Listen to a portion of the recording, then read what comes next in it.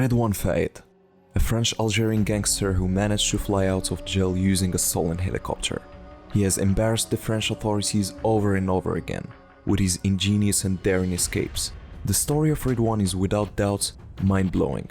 Though very few people know of him, he makes one of the most unbelievable movie-like jail breakout stories. Before we start, make sure to subscribe and hit that bell to turn on notifications. Redouane Faïd was born on May 10, 1971 in Creil, northern France, to Algerian immigrants' parents. As a child, Redouane had a different way of having fun. At the age of 6, he made his first theft, stealing a shopping trolley full of sweets from a supermarket. But his vocation would grow at the age of 12, as Faïd was already involved in a gang, committing several petty thefts. However, in the 90s, Faïd earned the nickname Terror of Creil by the local police, for he was the leader of a gang which was involved in robbery and extortion. In 1995, they successfully robbed a branch of French bank in his hometown BNP Paribas, after taking the family of the director as hostages. The gang managed to get the money and flee the country. Redouane spent nearly 3 years on the run between Switzerland and Palestine territories, as he would later explain in his 2010 book, which he co-authored, Braqueur d'Icité au Grand Banditisme, which translates into Robber from the Projects to Organized Crime.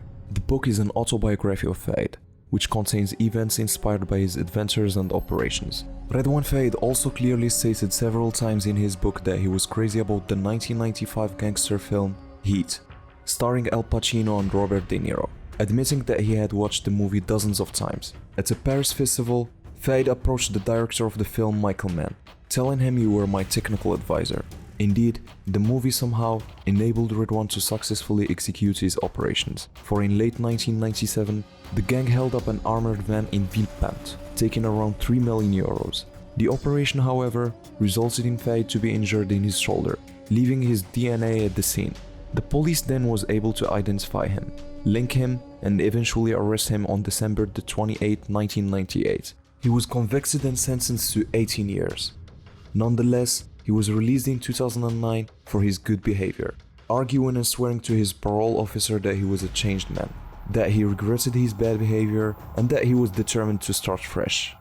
"My demons aren't asleep, they're completely dead," as he told LCI, a French news channel, while on tour for his book. But it was just a matter of time before the author, or l'écrivain as the authorities nicknamed him after writing the book, went back to his old habits. In the beginning of 2010, Faïd broke his parole terms by taking part in an armed attack on a fund convoy robbery that resulted in the death of 26-year-old French policewoman Aurélie Fouquet. Subsequently, he was already behind bars in mid-2011, serving the remainder of his 18-year sentence. Well, now that you have a clear idea of what Redouane Faïd is capable of, we shall move to another chapter of his life.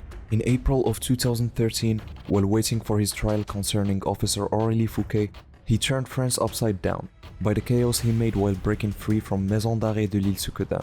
Faïd was able to smuggle in a gun as well as a dynamite, which he used to blast his way out, taking prison guards with him as hostages so that the other guards wouldn't shoot him. Reaching the parking lot where he had his getaway car prepared for him, the police found the vehicle ditched by the side of the road.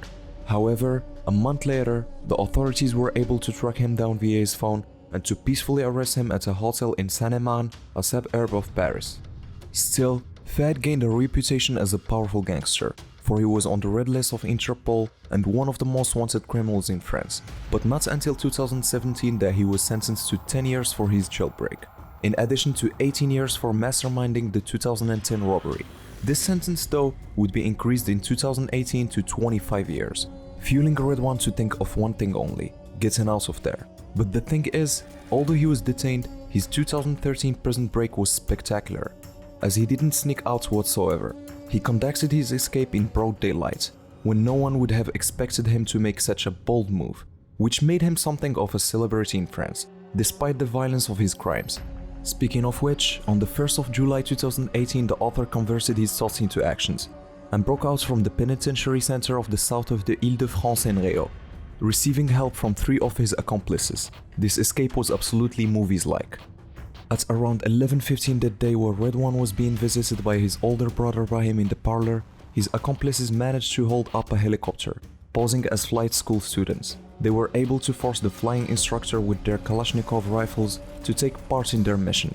Upon their arrival, they used smoke bombs and angle grinders to facilitate their way into the prison. Within 10 minutes, they had the job done, while the unarmed prison wardens were hurrying to raise the alarm. The helicopter was later found ditched in a northeastern suburb of Paris, 60 kilometers from the prison. As for the flying instructor, he was found unharmed, but in a state of shock. The authorities suspected that the fugitives used drones to hatch their plan. 3 months later, on October 2nd at around 4 a.m., Red One was surrounded by police and arrested in an apartment block in Creil where it all began, along with 7 other individuals who were suspected of being involved in his escape, most of which were family members. It was later revealed that throughout those 3 months, Fayed had been wandering around the city in a burqa, so that he wouldn't be recognized. However, police had an eye on him and his entourage, monitoring mobile phones used by the gang and a 28-year-old girl who was constantly seen with an individual in a burqa, who had a man figure. That individual was Red One.